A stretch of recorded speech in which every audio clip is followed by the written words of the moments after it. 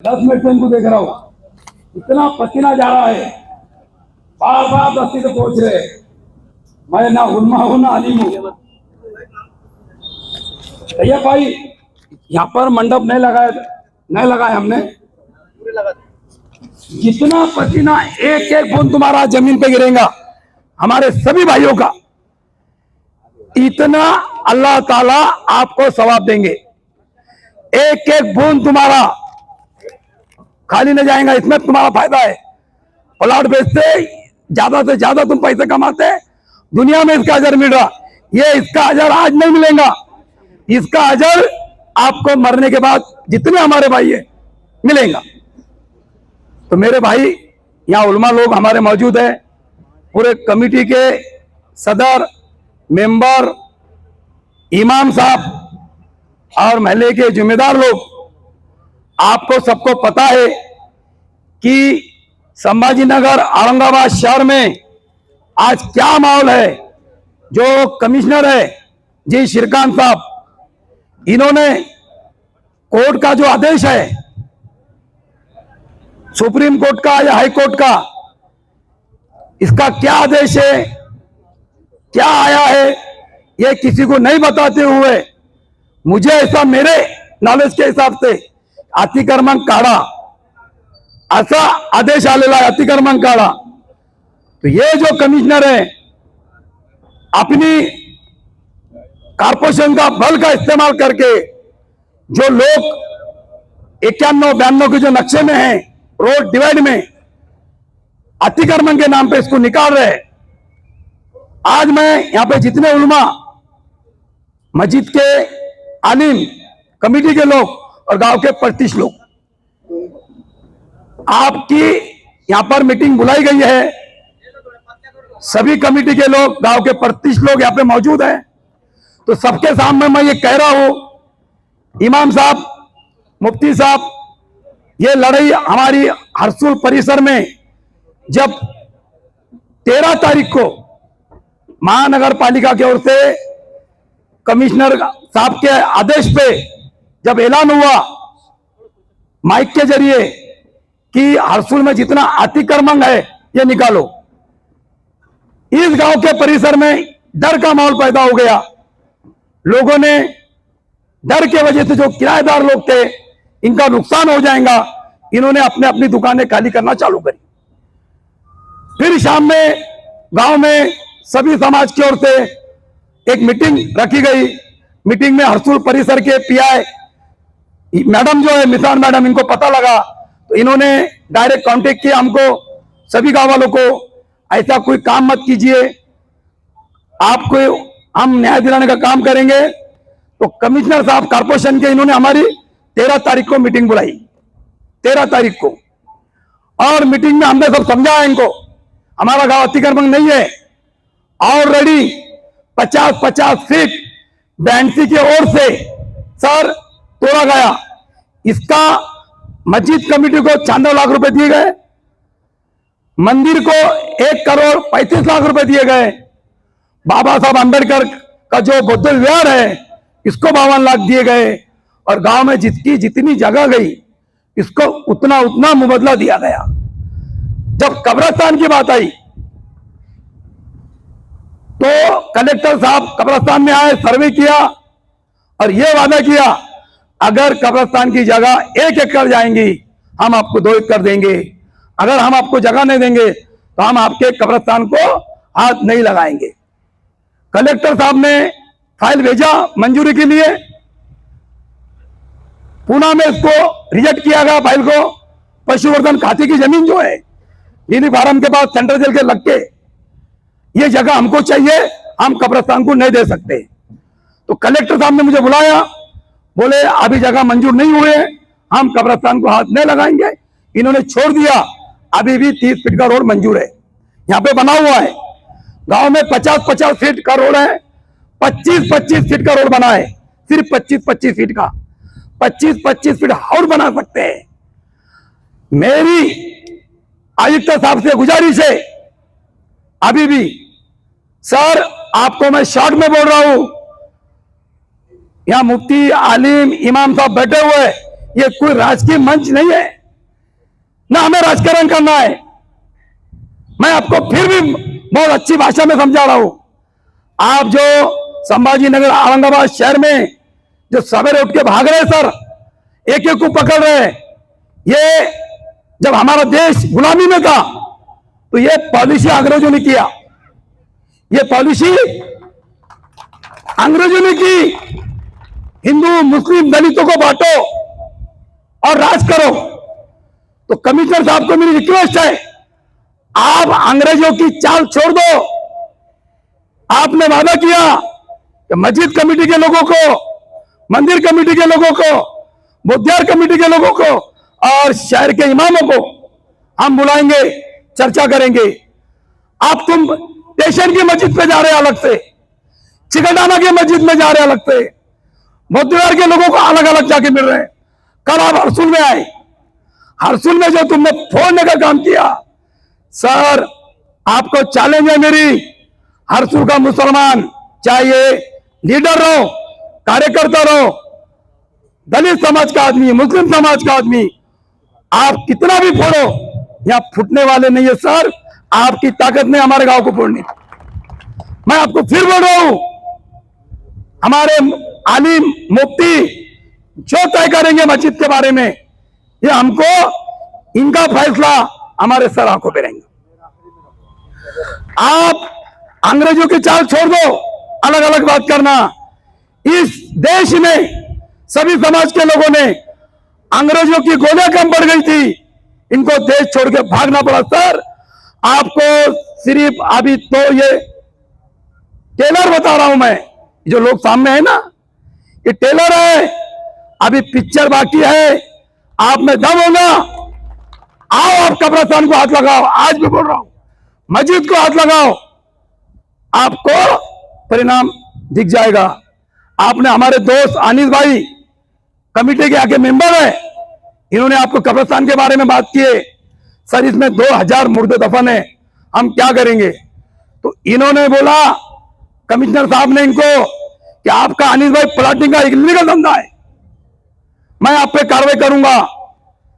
मैं अगर, और ये बोला जो बीच में आएगा इसकी मस्ती जिराना मुझे आती है। सर जिस दिन मेरा, आपका और ये वार्ड अधिकारी है, इसका सामना होगा, किसकी मस्ती जिरेंगी ये वक्त बताएगा। आप एक अधिकारी है, आईएएस ऑफिसर है, इस हिसाब से बात कीजिए। आप क्या इस शहर में राजकारण कर रहे हो क्या?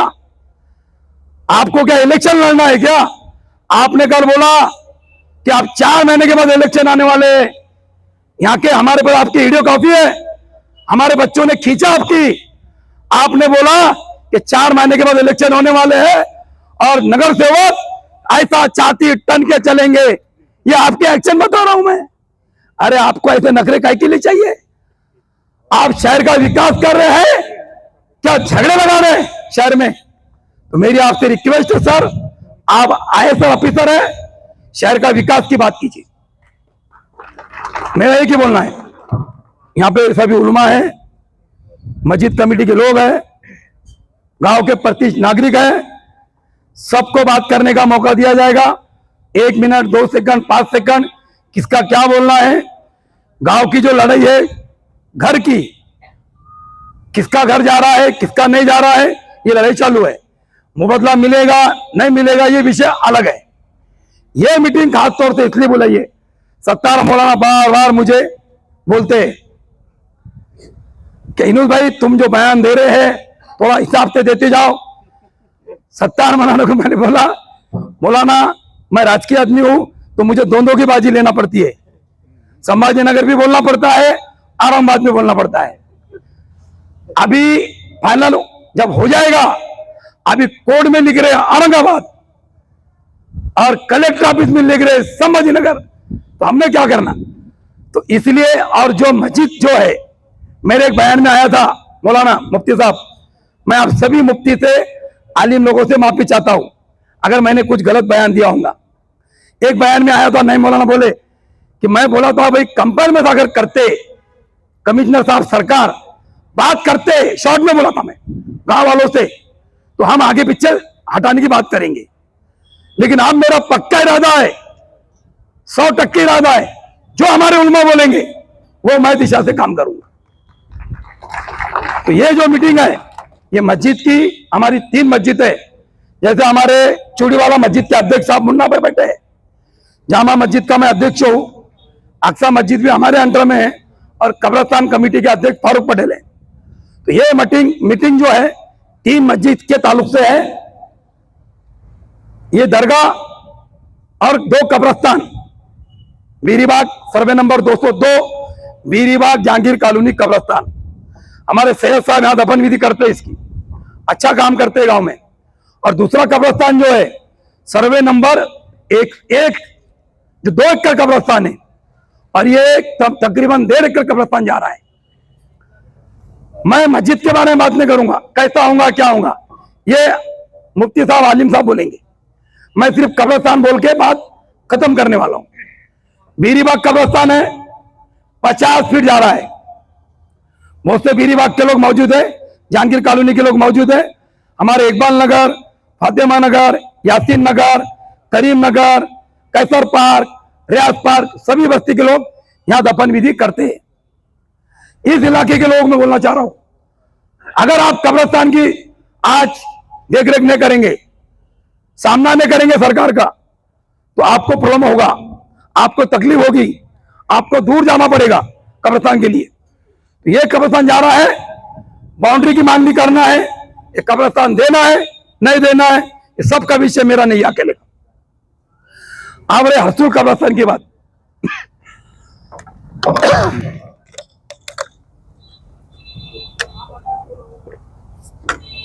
हरसूल कब्रस्तान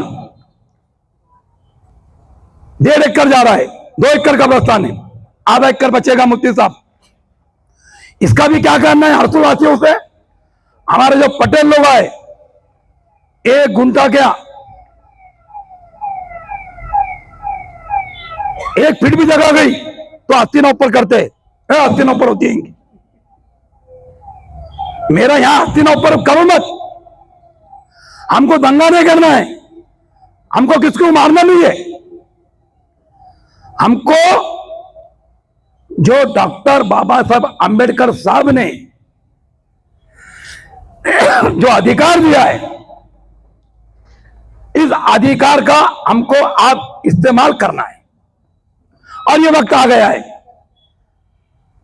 शिरकान जी की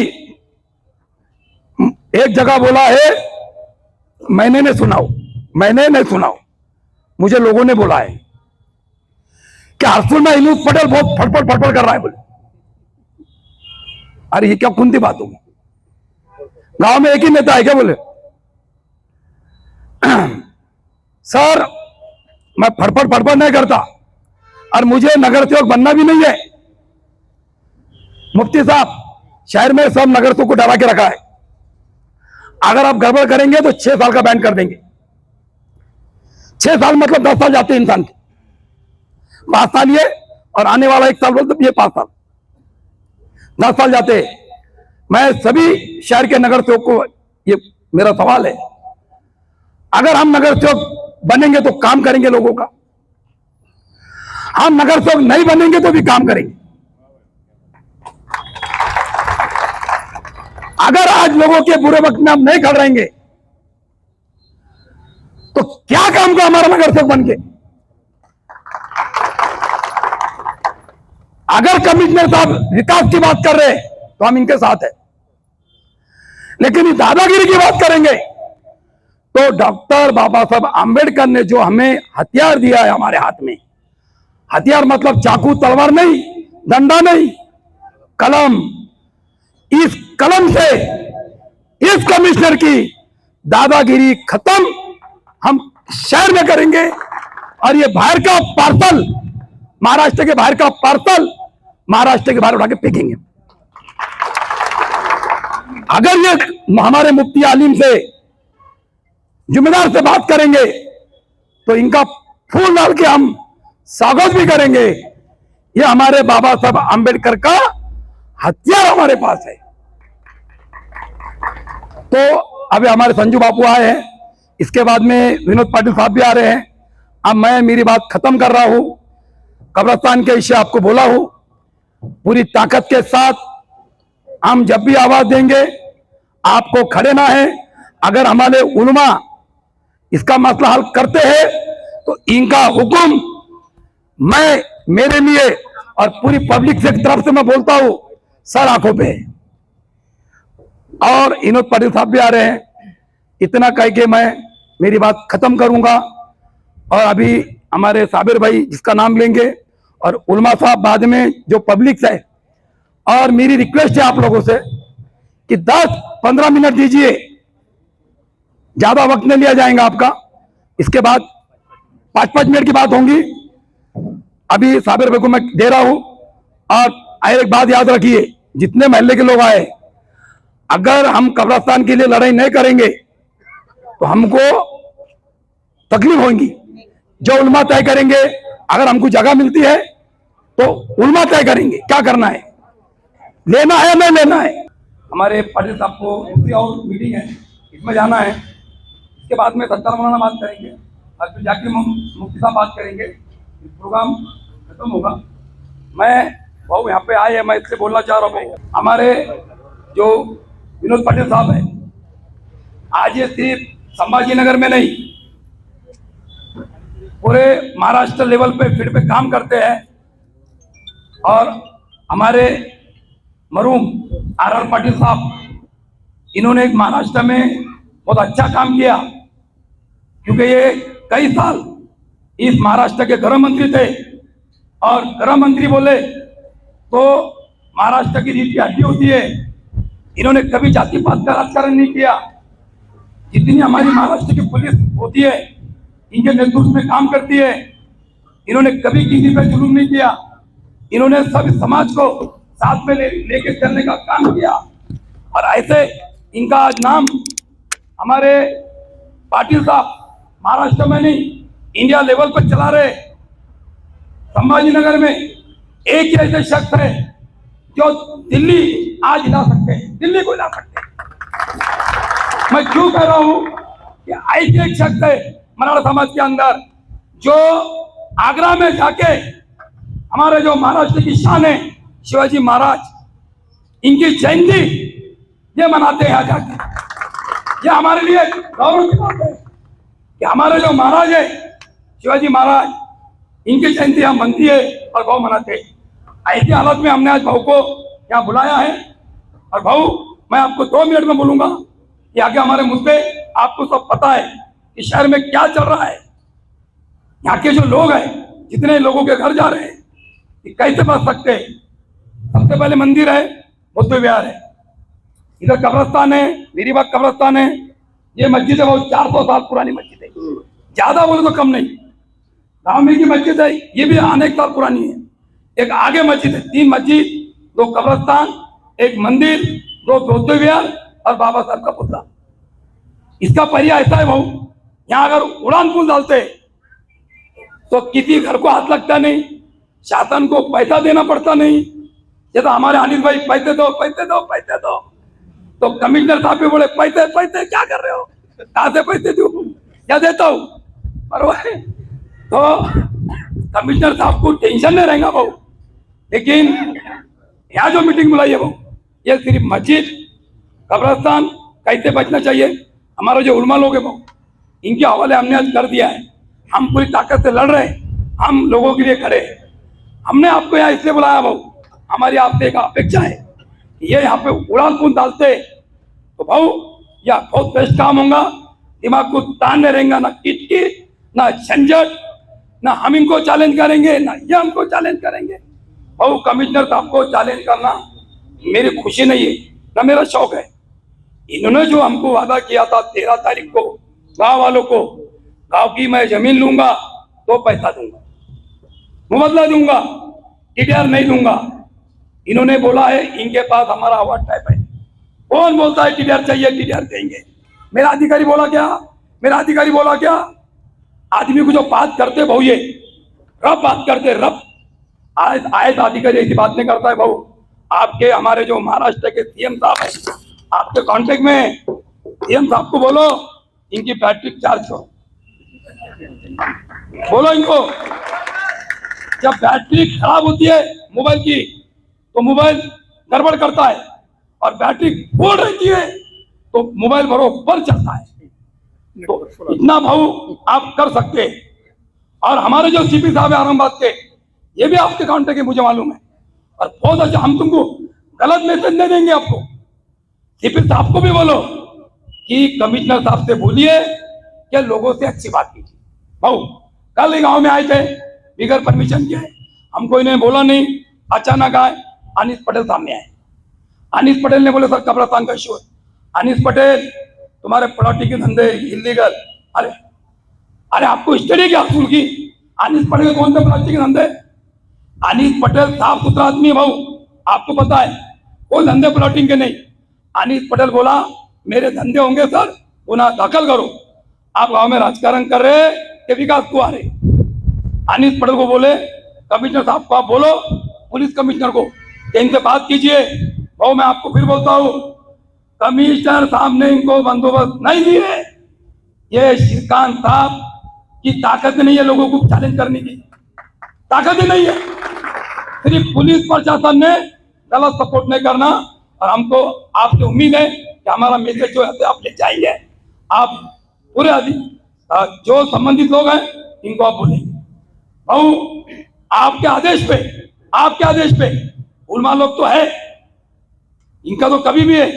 आपके आदेश पे कमिश्नर साहब जो लोगों को दादागिरी की भाषा कर रहे हैं, मैं ऐसा कर दूंगा, मैं वैसा कर दूंगा।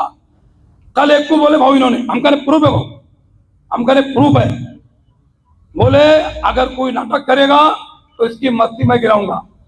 भाऊ आप आदेश दो, जो हमको अधिकार दिया है बाबा साहब अम्बेडकर ने, हम भी कमिश्नर साहब की मस्ती गिरा सकते हैं। सिर्फ आपका आदेश, और लोकशाही मारते गिराएंगे, ताकत से नहीं गिराएंगे। इतना बोल रहा हूं भाऊ, आप यहाँ पे आए, आपका पूरे समाज के ओर से मैं शुक्रिया अदा करता हूँ। और आप यहाँ पे हमारे पाटिल साहब आपको दिशा बताएंगे, इनके शब्द बोलेंगे, और मैं तमाम, अब इसके बाद बात नहीं करने वाला हूँ, तमाम बस्ती के भाऊ, ये हमारी 22 मस्जिद है हमारे अंडर में, जहांगीर कॉलोनी है, वीरीबाग है, हरसुलपुरा इलाका है, यहाँ पे जितनी मस्जिद है, इसके इमाम हमारे मुफ्ती जाकिर मुफ्ती साहब, इसके कमेटी के लोग, और गांव के कुछ 25 लोग हैं मौजूद है भाऊ, कितने लोग मौजूद है। हमने मैसेज दिया कि आप आने वाले, तमाम लोगों का मैं, आज मुझे 50% मैं गांव के लिए लड़ रहा था, आपको देख के, आपकी हिम्मत को देख के 100% मैं मस्जिद के लिए भी लड़ूंगा, खबरस्तान के लिए लड़ूंगा, गांव के लिए लड़ूंगा। सिराज भाई तुमने सिर्फ सुना नहीं, तुमने लीड मारे सिराज भाई घंटे का मन देख लिया, सुना नहीं। आपकी हिम्मत, आप भूख में बैठे, अल्लाह ताला अजर देंगे। मंच पर उपस्थित सभी जिम्मेदार, सभी मान्यवर, सभी धर्मगुरु, इस परिसर के सभी देश नागरिक, सामने बैठे हुए सभी बुजुर्ग और मेरे भाइयों, मेरे साथी, अभी मेरे से पहले तकरीर में यूनुस भाई जज्बाती हो गए थे, और यूनुस भाई कह रहे थे कि अपने को महानगर पालिका के प्रशासक, इनको सीख देनी होगी। मैं आपकी भावना समझता हूं, और इस माध्यम से मैं महानगर पालिका प्रशासक को आह्वान करता हूं, विनती करता हूं कि आपकी जिम्मेदारी बनती है हर नागरिक को सम्मान की बावजूद से हर नागरिक का सम्मान हो, और उसकी बात सुनकर उसको मसला निकालकर हल निकालना। आज ये बड़े दुख की बात है, सैकड़ों साल से जो जमीनें, जो मकाना, जो घर हमने अपने पुरखों ने संभाले हैं, समय समय पर शहर के विकास को, शहर के डेवलपमेंट के नाम पर जमीनें दी है।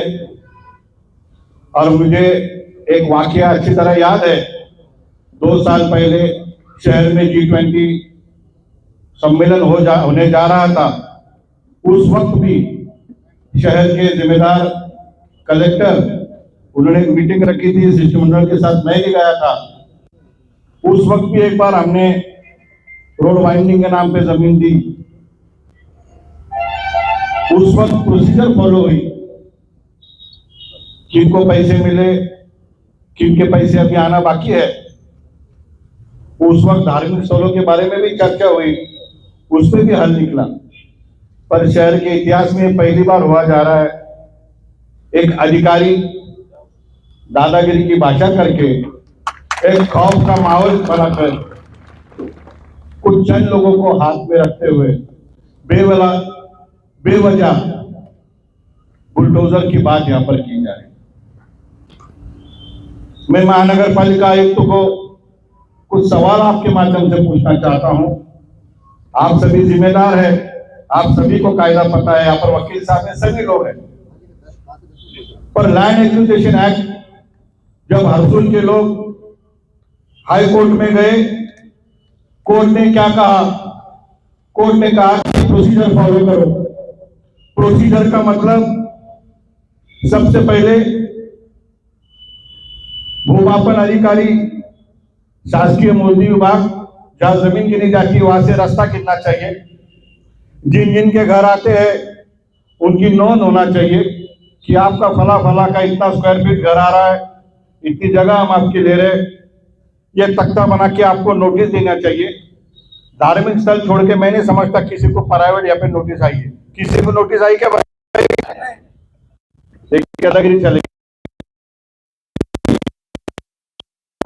आप नोटिस नहीं कर रहे, आप यहाँ पर जिस भाई की बहन की जमीन जाती है उससे तड़जोड़ कायदा है, और तड़जोड़ में बोला जाता है कि रेडी रेकर फला फला है, इसका डबल हम आपको देंगे, आपको ये मंजूर है क्या? जब 70-80% लोग बोलते कि मंजूर है, उसी वक्त यहाँ पे कार्रवाई की जा सकती है और आपकी जमीन ले जा सकती है। ये कायदे की बात आपसे पहले कर। दूसरी बात, नोटिस देने के बाद 8 दिन का 15 दिन का समय दिया जाता है, चर्चा की जाती है। लोग हाँ कहेंगे तो जमीन दी जाती है, नहीं कहेंगे तो फिर वो कोर्ट में जाता है, कोर्ट का फैसला आता है। उसके बाद भारत सरकार ने जो नेशनल हाईवे बनाए हैं, नेशनल हाईवे में बोला गया है जो रास्ता शहर के बीच में से जाएगा, जो रास्ता शहर के बीच में से जाएगा, ग्राम पंचायत हो, नगर पालिका हो, नगर परिषद हो, महानगर पालिका हो, छावनी कैंटनमेंट हो, वहां की चौड़ाई ये शहर रास्ते के हिसाब से होना चाहिए, नेशनल हाईवे के हिसाब से होना नहीं चाहिए। ये कायदे में, ये सवाल आज हमको और हमको उनको पूछना पड़ेगी। आप कायदे की बात करते हो तो कायदे में ये है, ये लिखा हुआ है। और इससे अहम बात यह है कि मैं उनको सवाल पूछना चाहता हूं। 2 साल पहले आपने लोगों के घर लिए, लोगों को बेरोजगार किए, बेघर किए। फारूक भाई उन्होंने रोड करे क्या? आज भी जगह खाली पड़ी। तुम रास्ते के नाम पे जमीन लेंगे, लोगों को बेघर करेंगे और रास्ता नहीं बनाएंगे और फिर एक बार आप आएंगे। तो ये विकास हमको मंजूर नहीं है, ये दादागिरी हमको मंजूर नहीं है, ये हुकुमशाही हमको मंजूर नहीं है। मेरा बोलना एक है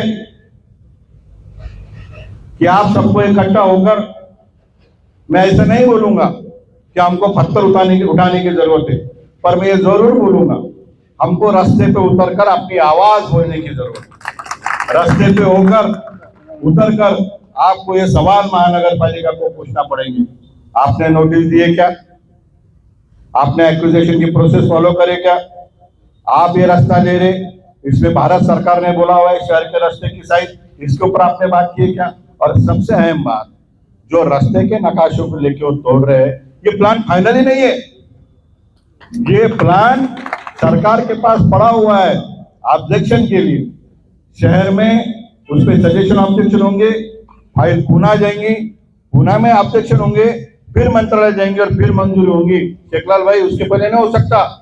तो मेरा मानना यह है कि प्रोसीजर के बारे में उनको कोई बात ही करने को तैयार नहीं।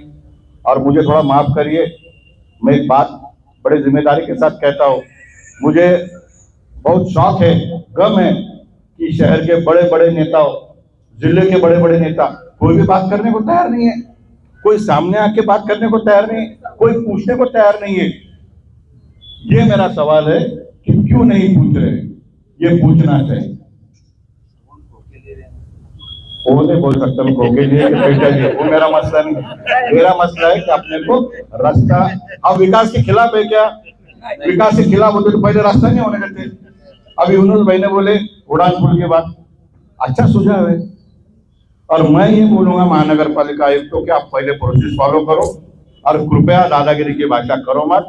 और अनिल भाई पटेल उन्होंने आपको बोले आपके ब्लैक के धंधे, तो मैं कहूंगा कायदे के हिसाब से पुलिस स्टेशन में जाके अर्ज दो और बोलो मुझे मनपा आयुक्त द्वारा धमकाया गया। अगर आपका काले कारनामे में काम आपको, आप अर्जुन में घर को रह रहेगा और जेल में रह रहेगा, हम अर्जुन में तुमको रखेंगे अगर तुम्हारे काले काम है। पर अगर तुम्हारे सच्चे काम है कि पूरी आवाम ये आपके साथ खड़े रहेंगे, वादा आपका भाई बोलते।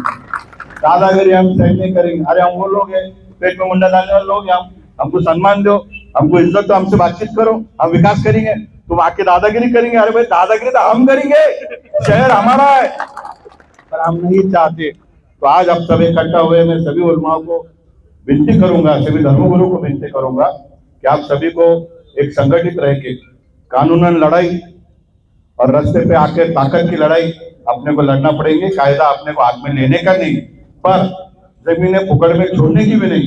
ये बात आप सब याद रखो। मैं ज्यादा कुछ नहीं करूंगा, ज्यादा कुछ नहीं कहूंगा, सिर्फ एक बात कहता हूं। कल ही मैं मेरी ओर से सभी मसले को लेके माननीय मुख्यमंत्री जी साहब को एप्लीकेशन भेजा हूं, और मेरी कोशिश है और मेरा ये भी कहना है कि अब ये रोड की जब बात हो रही तो हरसुल जेल उनको नोटिस दिए क्या आपने? उन्होंने उनका कंपाउंड निकालेगा। दूसरी दुख की बात है, वहां तक 45 मीटर, वहां से यहाँ तक 60 मीटर और यहाँ से 45 मीटर, यहाँ का प्लेन उतरने वाला है क्या? कहीं के लिए होना, जब वहां 45 देंगे तुम, यहाँ 45 देंगे तुम, और ये खुद घर वाले पाप करे क्या? इनको 60 कर रहे। तो मैं बोलता हूँ कि आप सबके सब एप्लीकेशन दो महापालिका में, ये रोड 60 मीटर की हमको जरूरत नहीं, 45 मीटर रखो। नंबर 1। नंबर 2, हाई कोर्ट ने जो ऑर्डर दी हुई, तुम्हारे मैटर में हाई कोर्ट ने ऑर्डर दी हुई, तुम समझ रहे नहीं हो, वो अहमियत को कोर्ट के कागज का उसमें लिखा हुआ है प्रोसीजर फॉलो करो। तो वो प्रोसीजर फॉलो करने के लिए उनको बोलो, आप आके चर्चा करो, बैठक करो, हमारे साथ संवाद करो, हम संवाद करेंगे। कृपया दादागिरी की भाषा करो मत, ये मैं उनसे आह्वान करता हूँ। और शहर के जिम्मेदार पुलिस आयुक्त साहब को भी मैं विनती करता हूँ, आप हर जगह पुलिस प्रोटेक्शन देने से पहले एक बार वहां के कागजात देख लो, वहां के लोगों से चर्चा करो, उनको बुलाओ, उनको पूछो आपका मैटर सॉल्व है क्या, और फिर आप पुलिस बंदोबस्त दो। ये मैं उनसे विनती करता हूँ। ये सब रोजंदारी वाली लोग हैं, सब सामान्य लोगों को, टाटा अंबानी बिरला की औलाद नहीं है कि आप आएंगे हमारी जमीन लेंगे। विकास के साथ है मैं, पर मैं एक विनती करता हूं कि आप सभी एकत्र आके एक निवेदन बनाओ, राज्य सरकार को भी दो, महापालिका को भी दो, और जरूरत पड़ी तो आपके साथ में रास्ते पे उतरने को तैयार हूं। ये 2 बात मैं बोलता हूं। और आज की जो आपकी ये मीटिंग है, इसका सिलसिला आप बरकरार रखो, और आने वाले समय में सब संगठित रहो। मैं आगे के सामने एक मीटिंग में वहां पर इसी मसले में जा रहा हूँ, आप मुझे परमिशन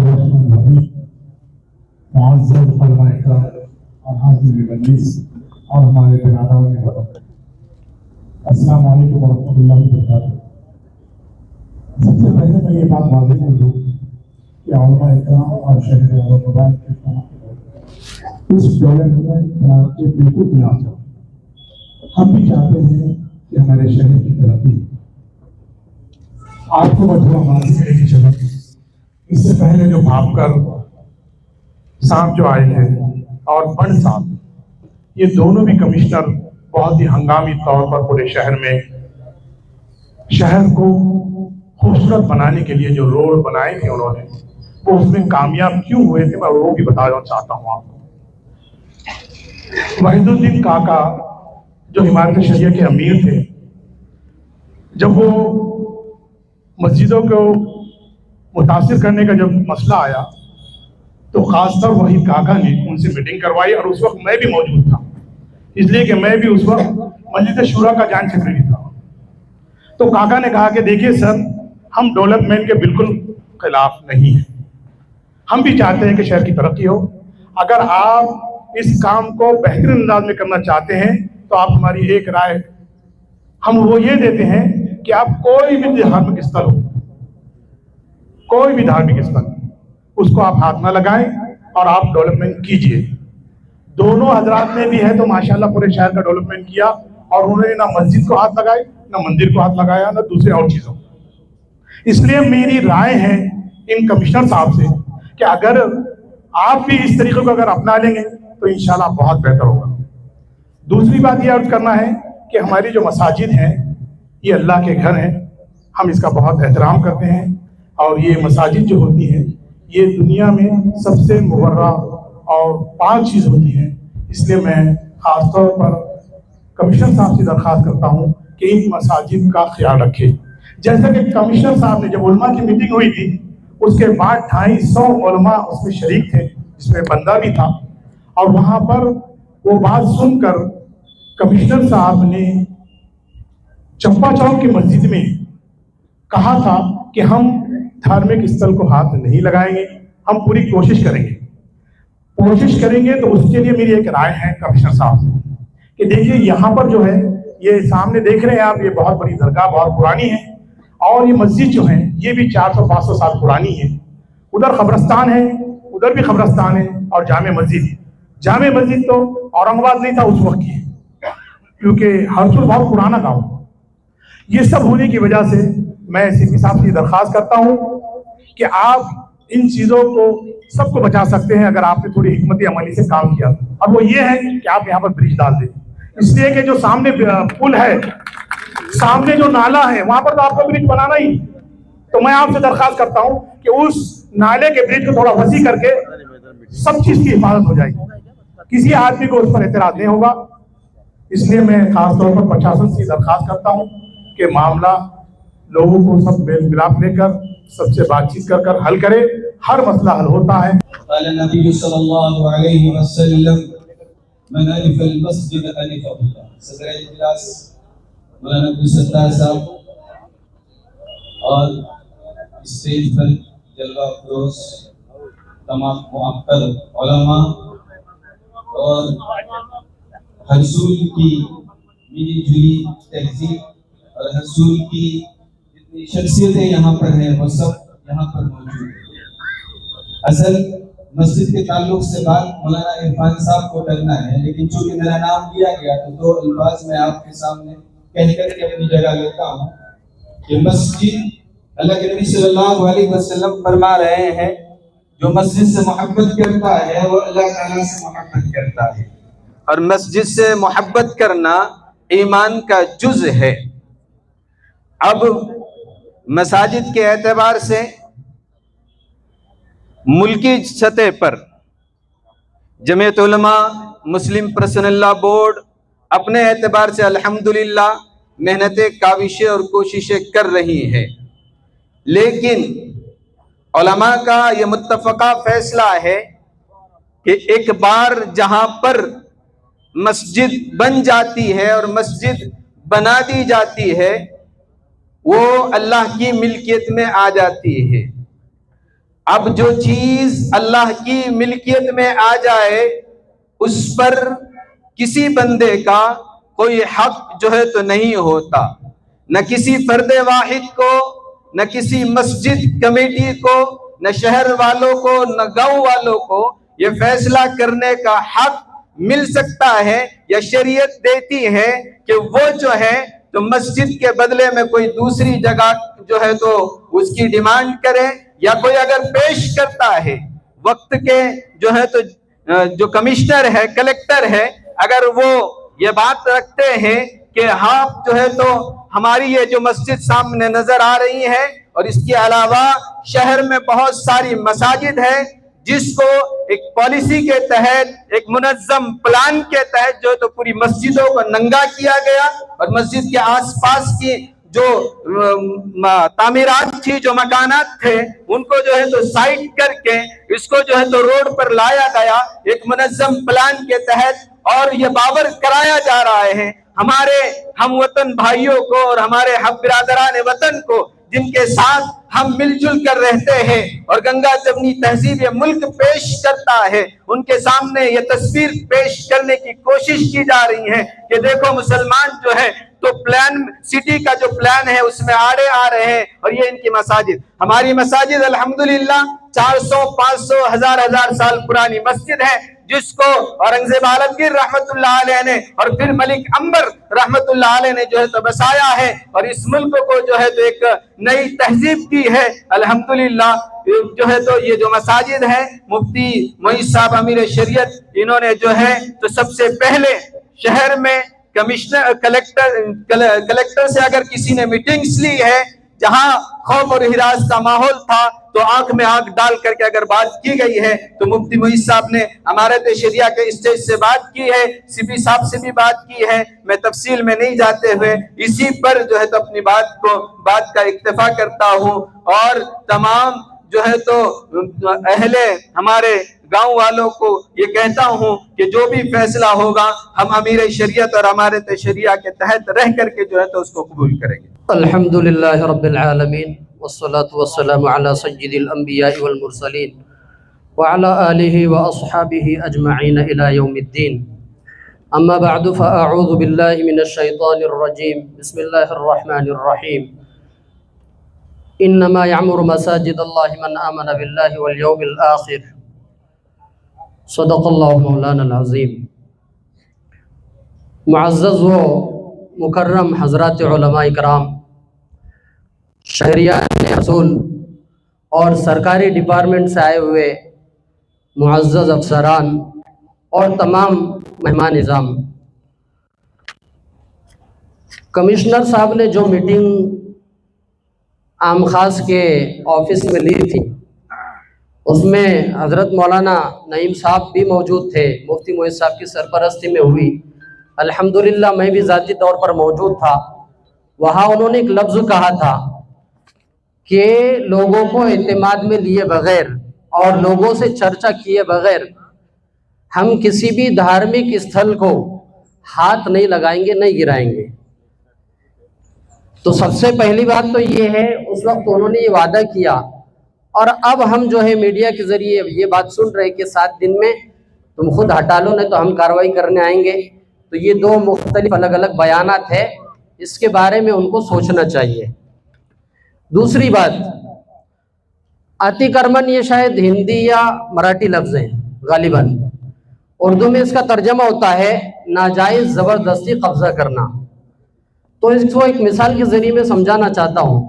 रोड पे अगर मैं कोई टपरी लगा लूँ या फ्रूट की दुकान लगा लूँ या जो है बांध काम करके आरसीसी करके तो रोड की ज़मीन है, ऑलरेडी सरकार ने जिसको एक्वायर किया हुआ है, उस पर अगर मैं कब्जा करके कुछ करता हूँ, घर बनाता हूँ, कारोबार करता हूँ, तो उसको आप अतिक्रमण कह सकते हैं।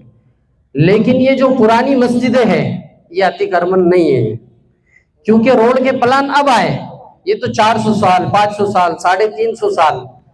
रही बात मसाजिद की और कब्रिस्तान की, तो मस्जिदों को हाथ लगाने की इजाज़त किसी भी सूरत में हम नहीं दे सकते। अगर आप दे देते तो गोया उस दिन हमारे ईमान का सौदा है। शहर की तरक्की और डेवलपमेंट, इसमें हम बिल्कुल बाधा पैदा नहीं करेंगे। लेकिन अगर कोई ये कहता है कि ये अतिक्रमण है, तो ये अतिक्रमण नहीं है। अतिक्रमण का उर्दू में तर्जमा होता है नाजायज़ कब्जा। और जो चीज़ अल्लाह के नाम पर एक मरतबा वक्फ हो जाती है, उसका कोई मालिक नहीं होता, ना सदर साहब, ना कमेटी, ना बस्ती के लोग, उसका मालिक सिर्फ अल्लाह ताला है।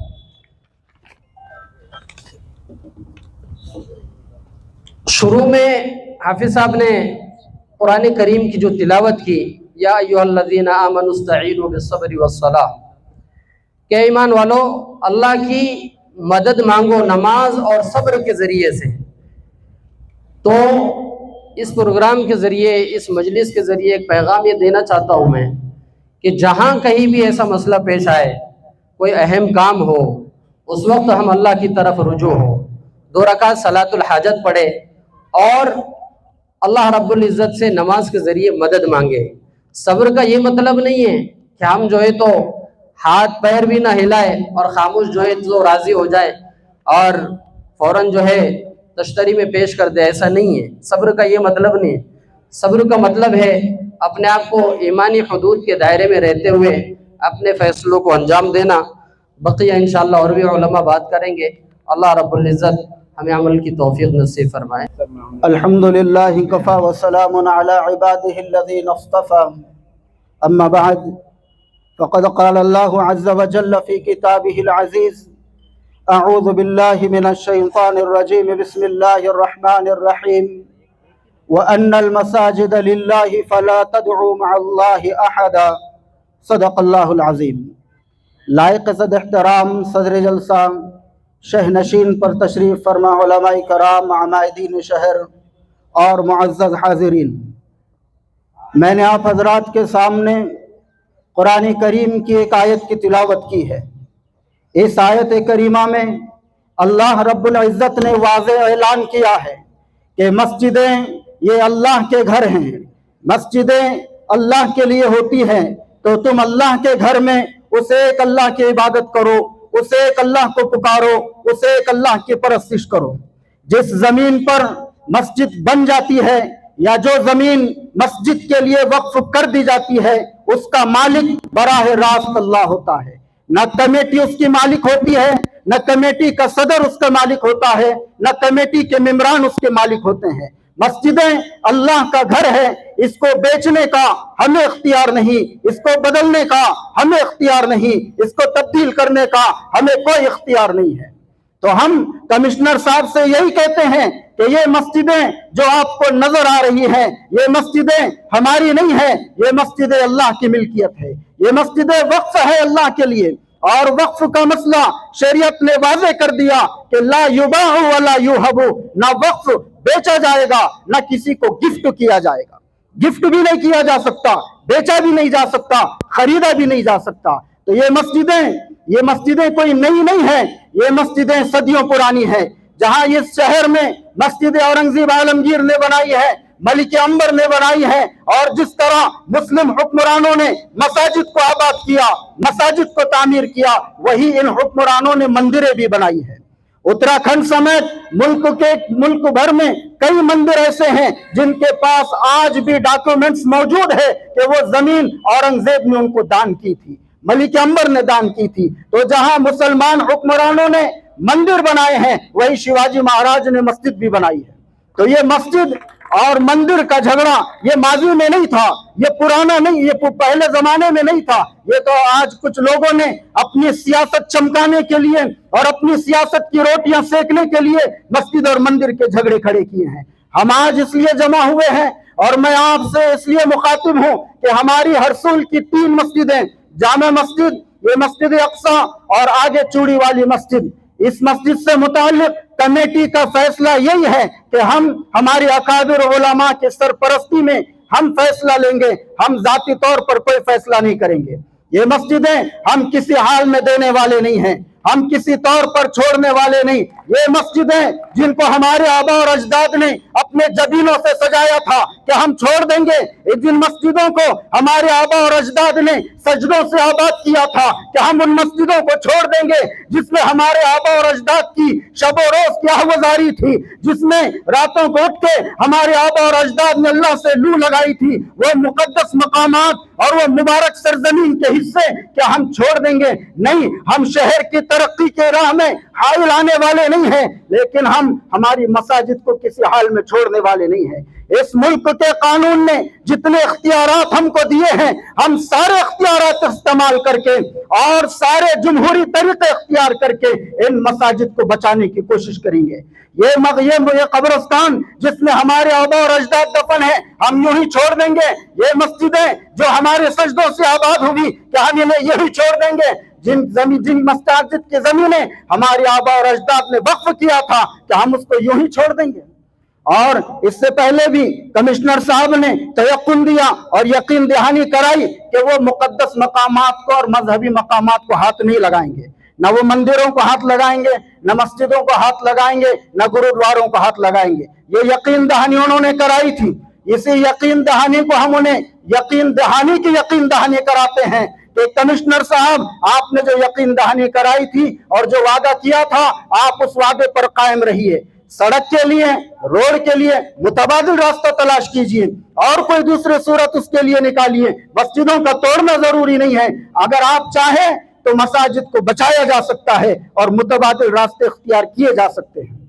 तो हम इनसे दरखास्त करते हैं और बल्कि हमको उम्मीद है कि कमिश्नर साहब और इसी तरह तंजीम और तरक्की के जो वज़रा हैं वो हमारी बात को संजीदगी से लेंगे और इन मुकद्दस मकामात की अहमियत को समझेंगे और इनसे जुड़े हुए मुसलमानों के और दीगर अक़वाम के एहसासात और आस्था को समझेंगे और इनको बचाने की कोशिश करेंगे। तो हम आखिर में यही आपसे दरख्वास्त करते हैं कि इनको बचाने की जो आपने यकीन दहानी कराई है उस यकीन दहानी पर आप कायम रहिए, वरना हम जमहूरी सारे तरीके इख्तियार करने को तैयार हैं और फिर कानून ने जो हमको इख्तियारात दिए हैं वो सारे इख्तियारात हम इस्तेमाल करेंगे और आपके मुकाबिल में हम खड़े रहेंगे। हम संविधान लेकर, हम कानून लेकर आपके मुकाबले में खड़े रहेंगे कि इस मुल्क में हम अपने मसाजिद के साथ, अपनी नमाजों के साथ, अपनी अजान के साथ और अपने दीन और शरीयत के साथ इस मुल्क में हम जिंदा रहेंगे।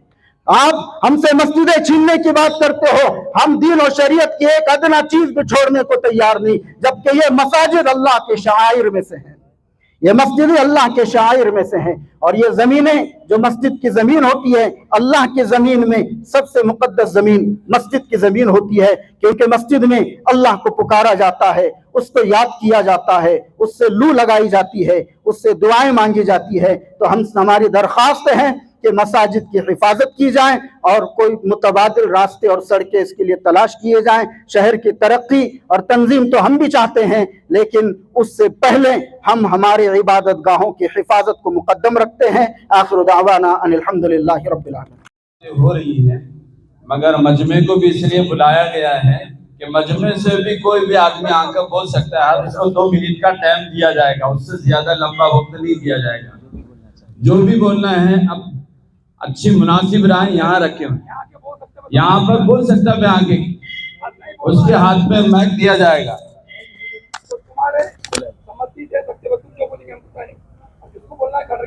आओ बहन, जिसको भी बोलना है यहाँ पर आए, आए हाफिज में आए।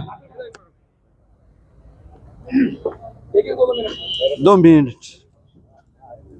यहाँ पर मौजूद सभी हसूल बेरीबाग धाकिर कॉलोनी के उलमा इकराम, मौजूद उलमा इकराम और तमाम लोग यहाँ पर इज्जतदार लोग, मैं आप सबसे बस एक ही रिक्वेस्ट करूंगा, ये जो उलमा लोग हैं यहाँ पर, कि ये जो रोड वाइडनिंग जो हो रही है ये सिर्फ हरसुल की हद तक नहीं, ये पूरे शहर के में हो रही है।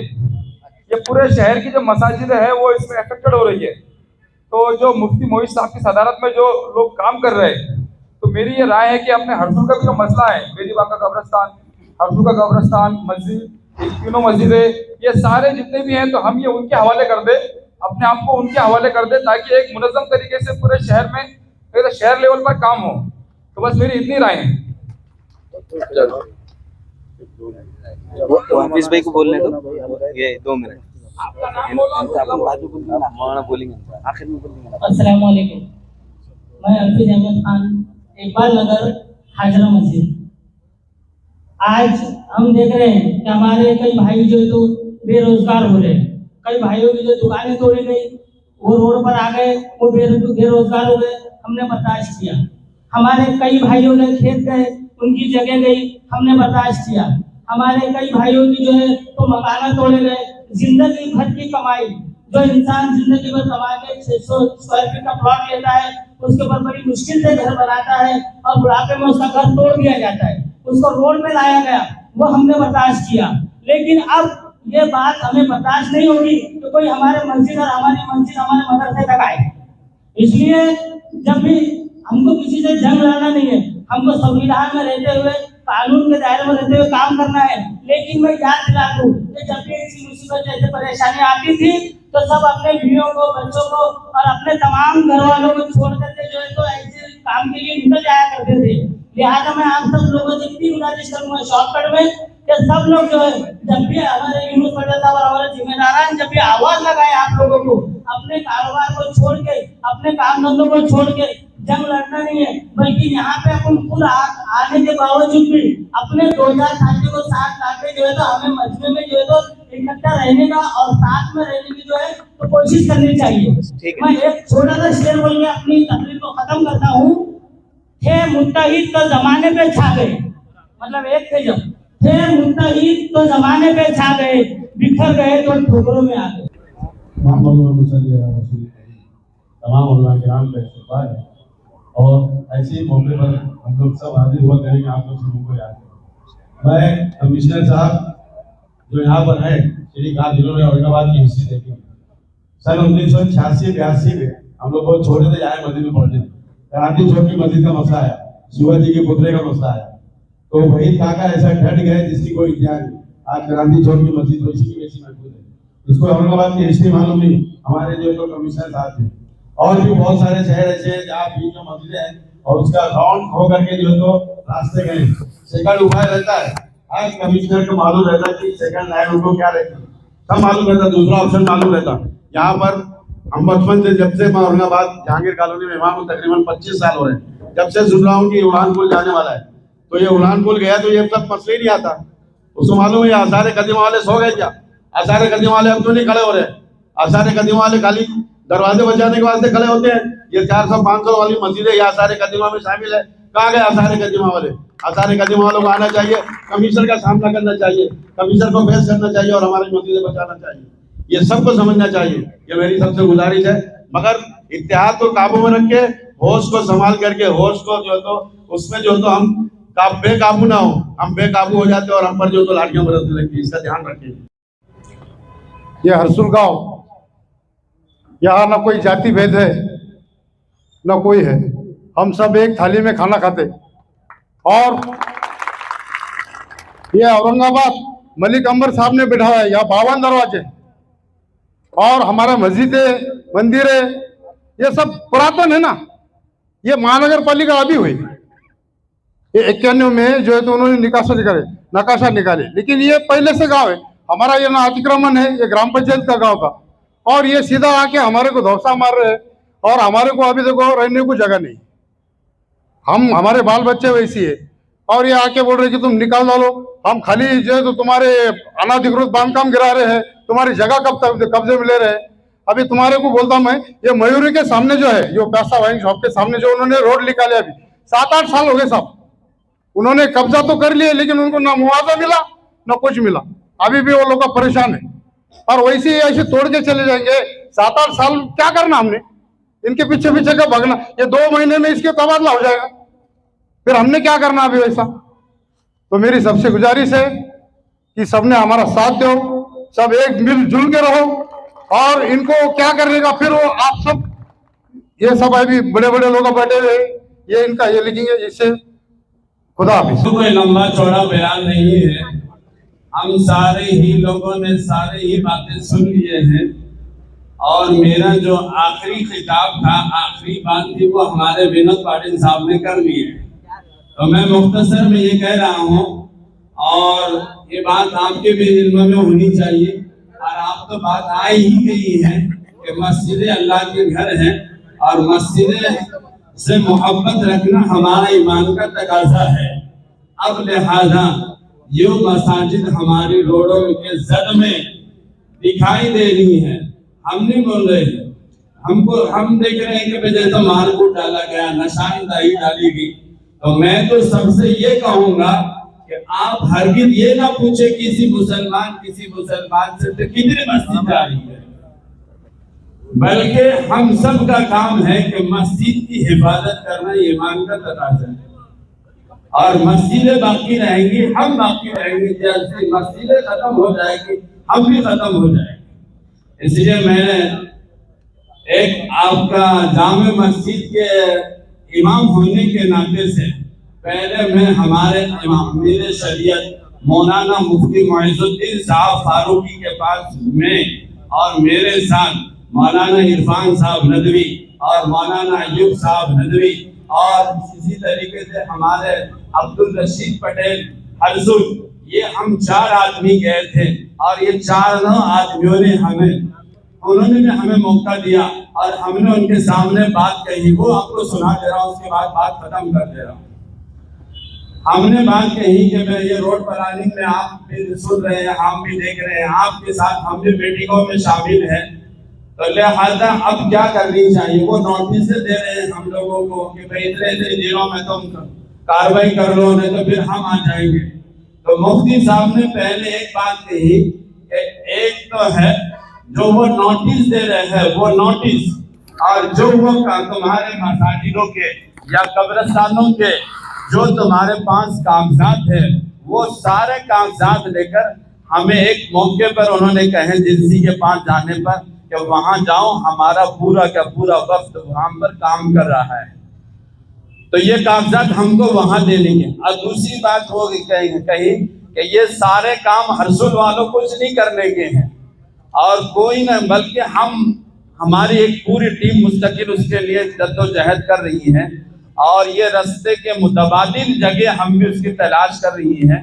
इसलिए हमारे पास बहुत सारा अमला है, लिहाजा तुम हमारे ताइद में रहो और हमको आगे पेश रहो, तुम हमारे पीछे रहो। तो मैंने कहा मुफ्ती साहब ये मसाइल के जरिए से और आप अमीर शरीयत होने की वजह से हम आपका पूरा पूरा साथ देंगे इंशाअल्लाह। बल्कि उन्होंने कहा कि भाई आप तो इमाम है, फिर आपके मुक्तदी आपके गांव वाले भी हमारा साथ देंगे क्या नहीं देंगे? तो मैं बोला इंशाअल्लाह मैं तो वादा करता हूँ कि वो जरूर देंगे।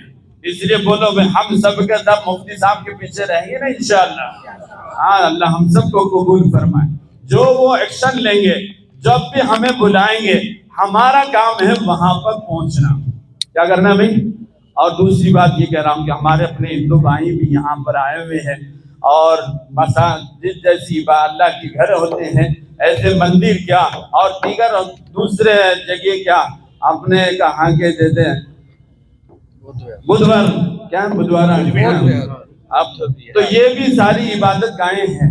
हर एतबार से हिंदुस्तान है, यहाँ हर किस्म का आदमी रहा है, हमारे असलाफों से क्या हमसे क्या, और कयामत तक ये चलता रहेगा। जैसे आज भी इत्तेहाद है, पहले भी इत्तेहाद था। अल्लाह से दुआ भी करें और हम सब ये नियत इरादे भी करें इंशाअल्लाह। हम सब एक जगह इत्तेहाद होकर काम करेंगे इंशाअल्लाह, करेंगे ना इंशाअल्लाह। अल्लाह हम सबको अमल की तौफीक नसीब फरमाए। अजान का वक्त करीब है, इसलिए मुफ्ती हमारे जाकिर साहब जो मदरसा खुदैमा के मोहतमीम भी है, वो दुआ करेंगे इंशाअल्लाह। जब मेरे मुस्तफा का इशारा हुआ, जब मेरे मुस्तफा का इशारा हुआ, आसमां पर कमर पारा पारा हुआ। जब मेरे मुस्तफा का इशारा हुआ, आसमां पर कमर पारा पारा हुआ।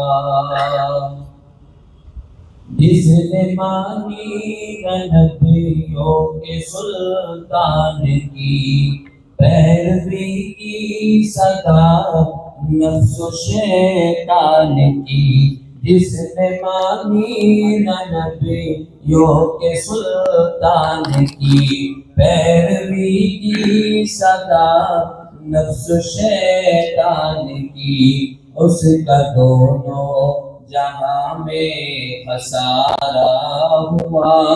आसमां पर कमर पारा पारा हुआ।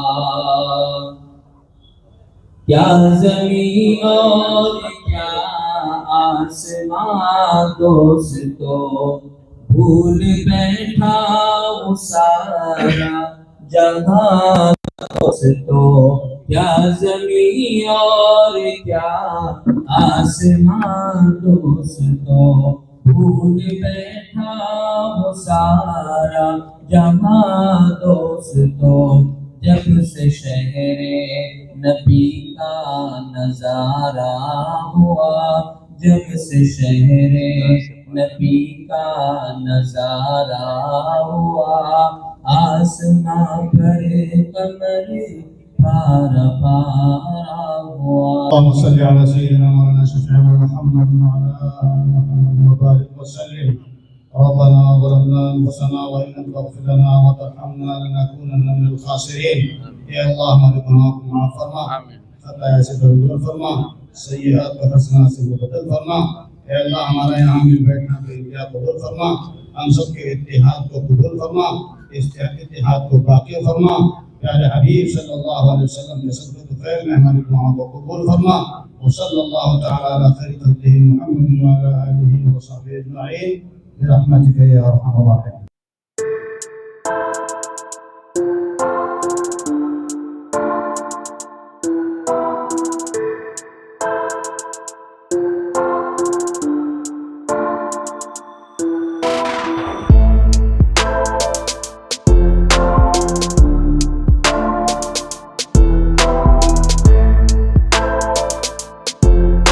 you